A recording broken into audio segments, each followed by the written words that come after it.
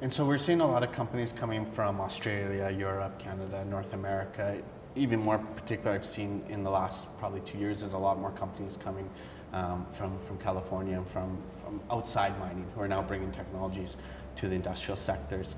And so this part of change management is being able to speak with the operations team. It's about being able to work with them. And so in your mind, how important is, if you're going to enter the Chilean market, is to have like a local team that speaks Spanish? How big of, when you're choosing different suppliers or to provide something, how big of a deal is that they have those local? I think it's absolutely critical. Because beyond language, there's also a cultural component of how you approach, and it's not just Chile or that. There's a great book called Culture Mapping, I think it is, where it actually shows how different cultures engage at different sort of levels, and then obviously when you start mixing cultures, how they can actually think they're speaking the same thing, but actually be speaking something totally different.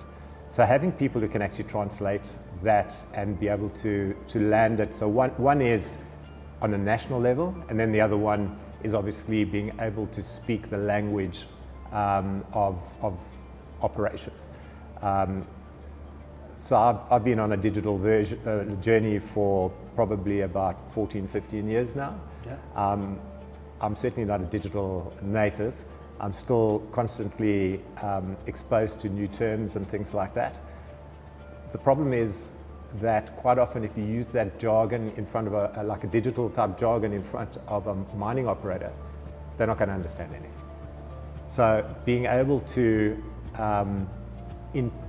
translate what you're trying to do into simple language so people can really understand it, and understand what miners listen to, particularly value. How's this going to impact on you? What value is it going to create? What pain is it going to take away?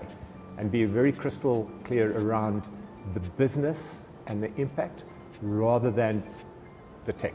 And quite often we can get blindsided by the tech and get caught up in the technology to a level which just makes the other party's eyes roll.